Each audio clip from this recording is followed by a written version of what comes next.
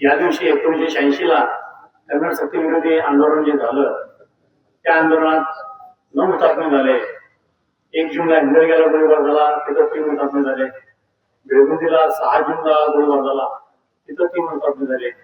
मधल्या काळामध्ये हिंदवाडी, जुनी बेळगाव या ठिकाणी हुतात्मे झाले.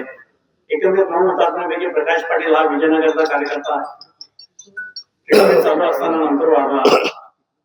खरोखर या बालकांना कन्नड सक्ती नको होती, आपली मातृभाषा मराठी आहे, मराठीमध्ये शिक्षण नसावं. पण त्यावेळेच्या हेगडे सरकारने शाळा म्हणून कन्नड सक्ती लागू केली आणि आज ते प्रत्येक स्तरावर कर्नाटक सरकार राबवत आहे. तुम्हाला कल्पना असेल गेले 7 महिन्यामध्ये स्थानिक संस्थांच्या वरती किंवा प्रायव्हेट संस्थांच्या वरती जे बोर्ड असतात ते बोर्ड सुद्धा 100% कार्य करावे यासाठी महानगरपालिका कार्यरत आहे. तसं पाहता त्यांचा कायदा हा 60% कन्नड आणि 40% उर्दू भाषा अशा प्रकारचा आहे. पण दुर्दैवानं आमचेच लोक काही ठिकाणी कायदा काय आहे याचा विचार न करता 100% कन्नड हे दुर्दैव आहे. या दृष्टीनं येत्या 22 जून रोजी आपण विराट मोर्चा आयोजित केलेला आहे. 22 जून तारीख का ठरवली तर त्या तारखेपासून महाराष्ट्राचं विधिमंडळ जे सुरू होत आहे त्यांना सुद्धा आपल्या या अडचणी कळाव्यात, आपल्या या समस्या समजाव्यात या दृष्टीनं 22 जून तारीख ठरवलेली आहे मध्यवर्तीनं.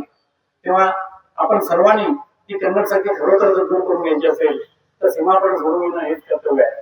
आणि त्या दृष्टीनं आपण आपल्याकडे एकजूटने एकी आभारी ठेवून आपली शक्ती सर्व पणाला लावून आपण या कर्नाटक सरकारच्या विरोधात लढायला पाहिजे.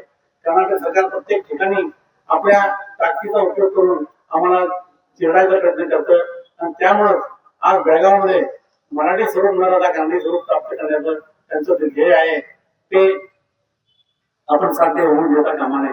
त्या दृष्टीनं आपण सर्वांनी एकत्रित राहून ज्याप्रमाणे आज आपण कर्नाटकसाठी आंदोलन करण्यात जमलेलो आहोत त्याचप्रमाणे आपल्या सर्व सहकार्यासह आपल्या मित्रासह या कन्नड सक्ती विरोधी आंदोलनातील प्रत्येक लढ्यामध्ये सहभागी व्हावं आणि 22 जूनच्या कार्यक्रम या मोर्चामध्ये आपण सर्व कार्यकर्त्यांनी मोठ्या संख्येनं सहभागी होऊन पुन्हा एकदा बेळगावातील मराठी माणसाची ताकद दाखवावी प्रकारची विनंती मी तुम्हाला करतो. आणि त्याप्रमाणे आपण सर्वजण 22 जूनच्या मोर्चामध्ये हजर आहात.